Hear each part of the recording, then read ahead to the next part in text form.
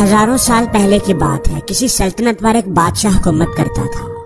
اس کی سلطنت بڑے وسیع رقبے پر پھیلی ہوئی تھی۔ اس کا ایک نہایت خاص وزیر تھا جس پر بادشاہ بہت اعتماد کرتا تھا۔ اپنی سلطنت کے بارے میں جو بھی مشورہ کرنا ہوتا وہ اسی سے ہی کرتا تھا۔ ایک دن بادشاہ کے دل میں پتہ نہیں کیا آیا، اس نے وزیر سے پوچھا کہ تمہاری زندگی کی سب سے بڑی خواہش کیا ہے؟ وزیر اس سوال پر بڑا حیران ہوا۔ بادشاہ سلامت، میری تو بس یہی خواہش ہے کہ آپ کی خدمت میں ہی میری زندگی گزر جائے۔ بادشاہ اس کی بات سن کر مسکرایا۔ مجھے تمہاری وفاداری پر پورا یقین ہے، اس لیے اس بات کو رہنے دو، مجھے اپنی زندگی کی سب سے بڑی خواہش بتاؤ۔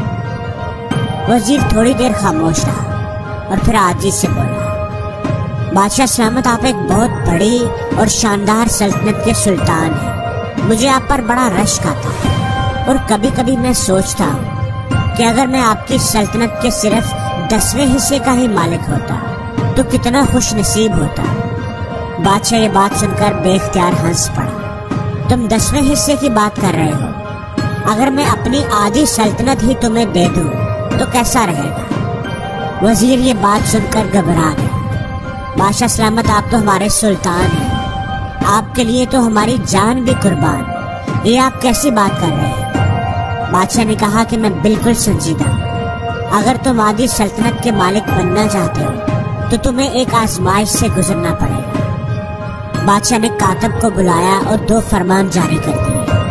پہلا فرمان یہ تھا کہ میری آدھی سلطنت اس وزیر کے نام کر دی جائے، اور دوسرا فرمان یہ تھا کہ اس وزیر کا سر قلم کر دیا جائے۔ وزیر یہ سب دیکھ کر پریشان ہو گیا۔ بادشاہ سلامت، مجھ پر رحم کریں، میں نے تو ساری زندگی آپ کی خدمت کی ہے، میں نے تو آپ کے کہنے پر ہی اپنی خواہش بیان کی تھی، آپ مجھے یہ سزا نہ دیں۔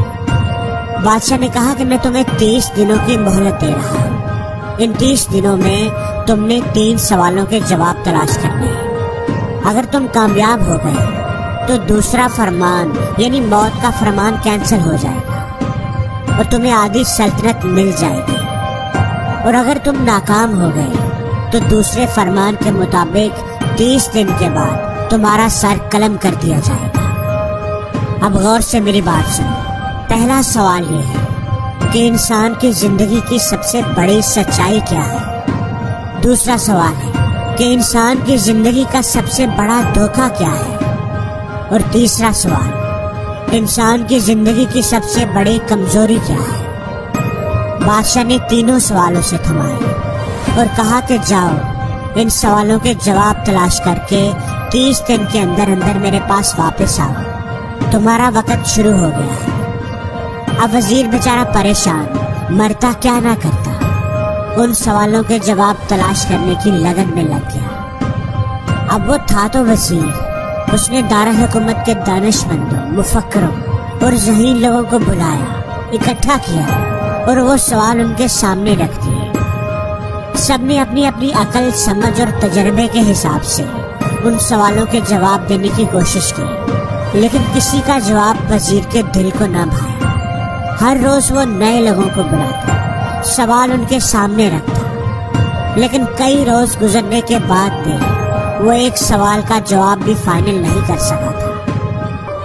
جو وقت گزرتا جا رہا تھا اس کی پریشانی بڑھتی جا رہی تھی۔ موت کی تلوار اسے اپنی گردن پر لٹکتی ہوئی محسوس ہو رہی تھی۔ جب دانشمندوں سے بات نہ بنی تو وہ اپنا گھر بار چھوڑ کر کسی فقیر، کسی اللہ والے کی تلاش میں نکل پڑا کہ شاید انہی کے پاس سے اسے اپنی مشکل کا حل مل جائے۔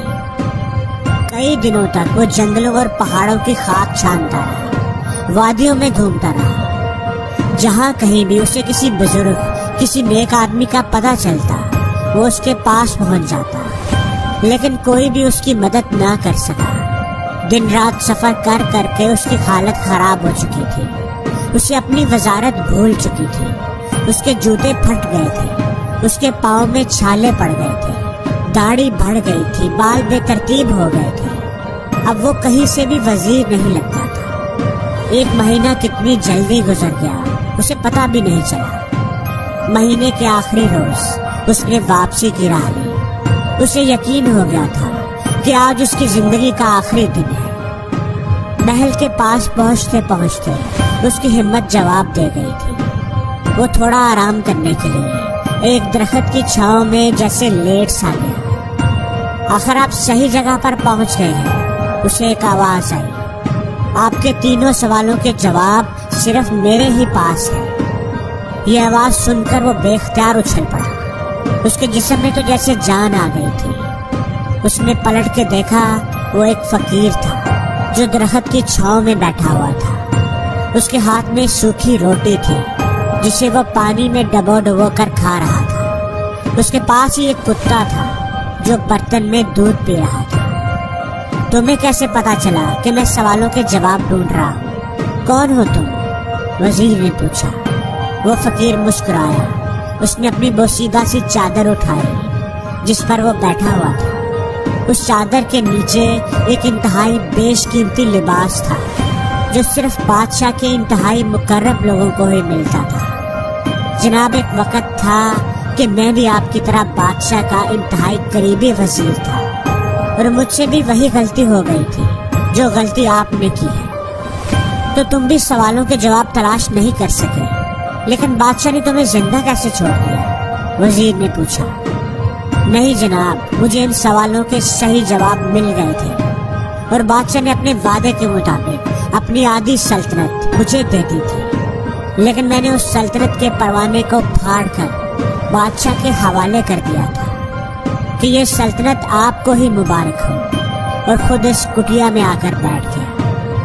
وزیر حیرت سے اس کی بات سن رہا تھا۔ اس نے دل ہی دل میں سوچا کہ یہ کتنا بیوقوف آدمی ہے کہ بادشاہت چھوڑ کر فقیر بنا بیٹھا ہے، لیکن یہ وقت اس کی حماقت پر افسوس کرنے کا نہیں تھا، بلکہ اپنی جان بچانے کا تھا۔ وہ اس فقیر کے قدموں میں گر کر گڑ گڑانے لگا، مہربانی کر کے میری زندگی بچا لو، مجھے ان سوالوں کے جواب دے دو۔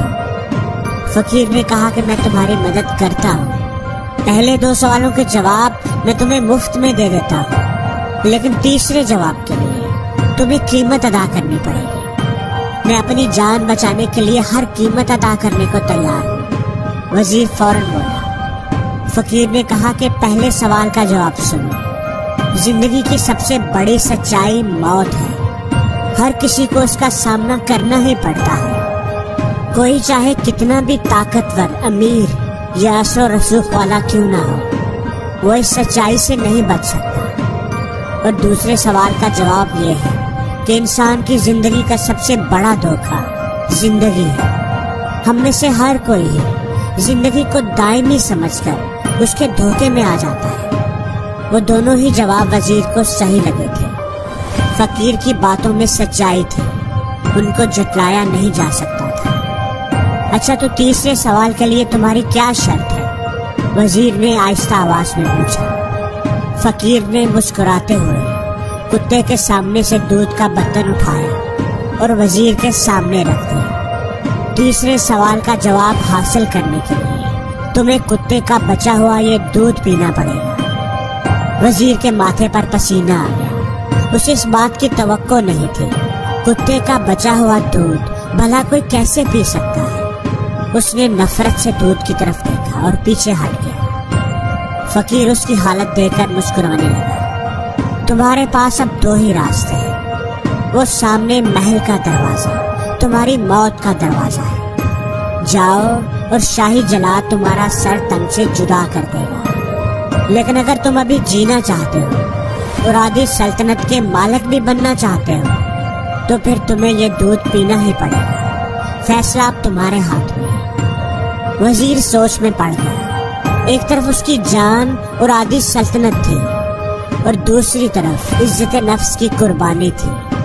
کتے کا بچا ہوا دودھ تھا۔ دونوں ہی کام بڑے مشکل تھے۔ کتنی ہی دیر وہ سوچتا رہا، آخر جان اور مال جیت گیا اور عزت نفس ہار گئی۔ اس نے وہ دودھ کا پیالہ اٹھایا اور آنکھیں بند کر کے منہ سے لگا لیا۔ ایک ہی سانس میں وہ سارا دودھ پی گیا۔ اب مجھے میرے سوال کا جواب بتاؤ۔ فقیر نے اس کی حالت دیکھ کر ایک کہکہا لگایا اور بولا، تمہارے اس عمل میں ہی تمہارے سوال کا جواب ہے۔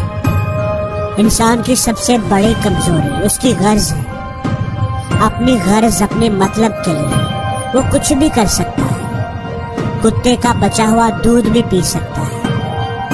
اور یہی وہ سچ ہے جس نے مجھے سلطنت کا پروانہ پھاڑ کر اس کٹیا میں بیٹھنے پر مجبور کر دیا۔ میں جان گیا تھا کہ جو میں موت کو فراموش کرتا جاؤں گا اور زندگی کے دھوکے میں آتا جاؤں گا، اتنا ہی میں غرض کی دلدل میں دھستا چلا جاؤں گا، اور مجھے روز اس دلدل میں سانس لینے کے لیے غرض کا غلیظ دودھ پینا پڑے گا۔ تم بھی اگر زندگی کی ان تلخ حقیقتوں کو جان لو گے تو تمہاری زندگی بھی اچھی گزرے گی۔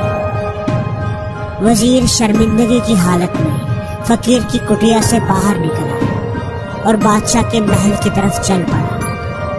فقیر کی باتیں اس کے ذہن میں گھوم رہی تھی۔ اپنی عزت نفس کی قربانی دے کر اسے اپنے گھٹیا پن کا احساس ہو رہا تھا۔ اسے لگتا تھا کہ اس نے کوئی بہت بڑا جرم کیا ہے۔ اسے اپنی ذات سے نفرت محسوس ہو رہی تھی۔ دوستو، اس کہانی سے ہمیں ایک بہت بڑا سبق ملتا ہے۔ ہمیں زندگی کے ان بنیادی سوالوں پر ضرور غور کرنا چاہیے کہ ہم لوگ کہیں زندگی کے دھوکے میں آ کر غرض کے پیچھے تو نہیں بھاگ رہے، ہم کہیں اپنی موت کو فراموش تو نہیں کر بیٹھے، ہم کہیں اس کہانی کے وزیر تو نہیں بن گئے جو اپنی خواہشات کی دلدل میں دھنس کر غرض کا غلیظ پیالہ پینے پر مجبور ہے۔